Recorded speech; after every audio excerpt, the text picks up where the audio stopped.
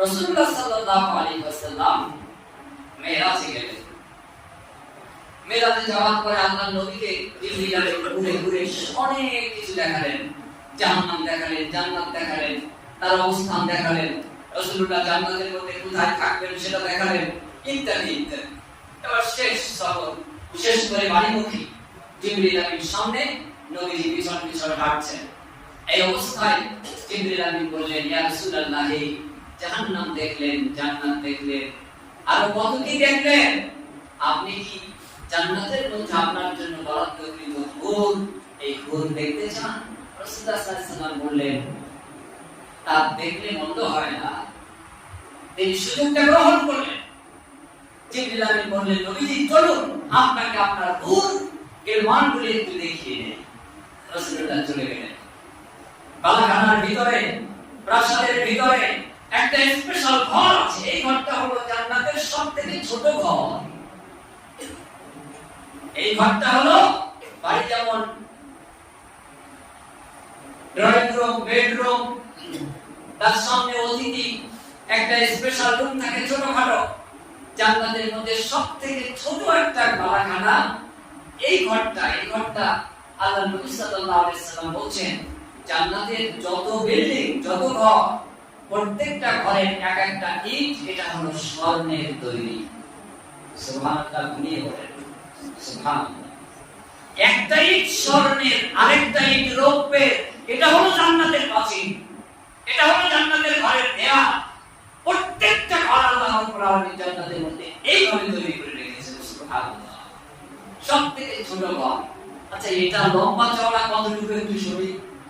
রাসূলুল্লাহ সাল্লাল্লাহু আলাইহি ওয়াসাল্লাম বলেন, এই ঘরের মধ্যে হীরা মণিমুক্তা দিয়ে একটা সাজগোজ করা হয়েছে। তার একটা মুক্তা এটা 100 কিলোমিটার, 100 মাইল লম্বা, কিলোমিটার মাইল, 100 মাইল লম্বা বিশিষ্ট একটা মণি মুক্তা দিয়ে একটা সজ্জিত জিনিস।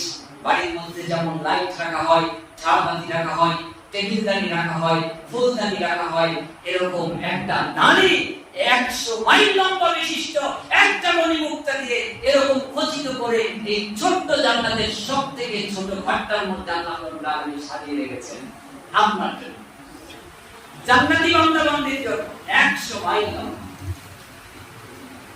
একটা ফুলদানি না,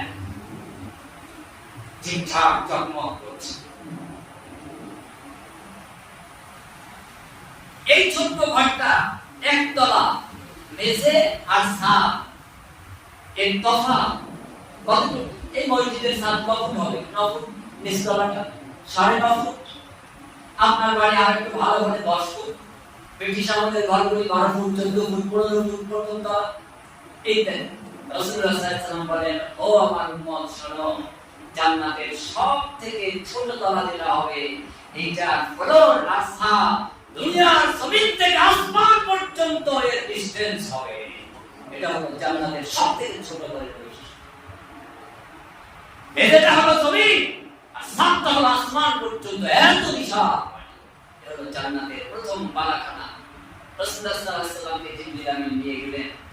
প্রশান্ততম বালাখানার মধ্যে কোন গিলমানরা বসে আছে।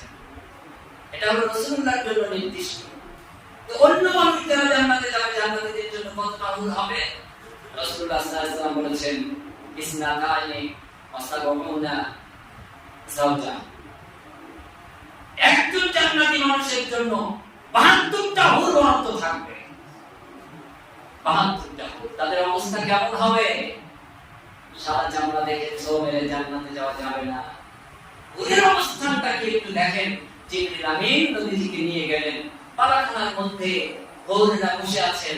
আল্লাহ নবী এসে এবার ফিরে বলছেন যে সাহাবীদেরকে বলছেন, সাহাবীরা, আমি দেখলাম এই বালাখানার মধ্যে জান্নাতের সবথেকে ছোট ঘরটার মধ্যে হুররা গান গাইতে ব্যস্ত।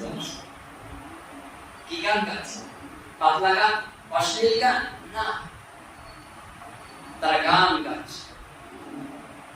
কি গান গাচ্ছে? নবী সাল্লাল্লাহু আলাইহি ওয়াসাল্লাম বললেন, নাহনুল খালিদাতু ফালা নামুত। তারা বলছে সুর নিয়ে, গানের সুরে, যে আমরা তোমার এমন সঙ্গী, আমরা কোনদিন মরবো না, আমাদের মৃত্যু হবে না, আমরা আমাদের মরণ দেব। এরপরের শব্দে কুহুরেরা কানে ধরেছে, তারা বলছে আমরা তোমাদের এমন স্ত্রী, কোনদিন তোমাদের উপর আমরা অসন্তুষ্ট হব না। সুবহানাল্লাহ। কি বলেন, স্ত্রীরা কি খুশি থাকে সবসময়? যত দেন আর চাই, তারপরে কম করলে কত ঝগড়া, কত বিপদ, কত বিপত্তি, খুশি তো হতেই চায় না। কিন্তু জান্নাতের আপনার বউ, আপনার স্ত্রী, সে তখন বলছে, গানের আকার নিয়ে বলছে, আমরা এমন নারী, এমন স্ত্রী, কোনদিন আমাদের কাছে যারা আসবে আমরা তাদের উপরে রাগ করব না, অসন্তুষ্ট হব না। আর কি? তারপরে বলছে, আমাদের কাছে যারা আসবে আমাদের স্বামী, তারা আমাদের উপরে কোনদিন নারাজ হবে না, আমাদের উপর কোনদিন তারা অসন্তুষ্ট হবে না।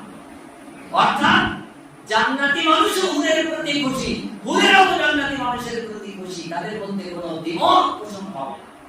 রাসূলুল্লাহ সাল্লাল্লাহু আলাইহি ওয়াসাল্লাম বলছেন, জান্নাতি জান্নাতের মধ্যে যে বসবেন, জান্নাতের মধ্যে যে আপনার সোফা সেটের উপরে বসবে, এই সোফাগুলিও স্বর্ণের তৈরি। এর উপরে বসে আছে অগ্নি একজন হুর, তার দলবল নিয়ে এসে জান্নাতি ব্যক্তির কাঁধের উপরে তার ডান হাতটা রাখবেন। আর সোফার উপর বসে জান্নাতি ব্যক্তি এইভাবে ঘাড় ধরিয়ে উপরের দিকে দেখবে, আমার কাঁধের উপরে কে হাত রাখলো।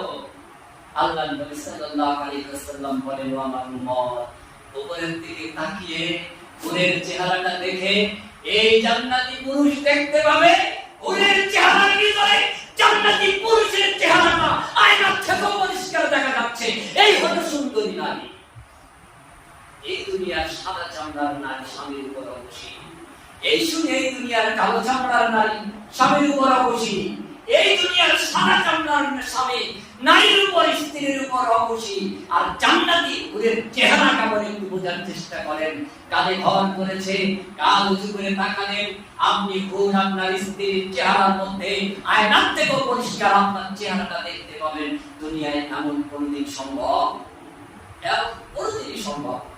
আল্লাহ নবী সাল্লাল্লাহু আলাইহি ওয়াসাল্লাম বললেন, ও আমার গরীব, দুঃখী, অভাবী, দুস্থ ছেলেমেয়ে ইমানদারেরা, আজকে তোমাদের অট্টালিকা নাই, প্রাচীর নাই, আজকে এটা নাই, ওটা নাই, তোমাদের আসলে কোনো অভাব নেই। দেখো তোমাদের জন্য আল্লাহ কি বরাদ্দ রেখেছে। সাহাবীরা অধীর আগ্রহে হা করে তাকিয়ে আছে, নবীজি কি বলেন।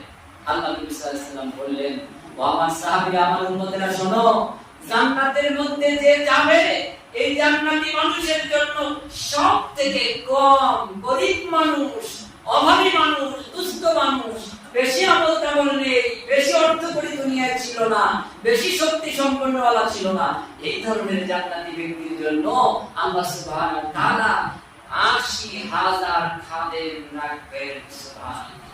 কতজন খাদেম হবে জান্নাতি? ৮০,০০০।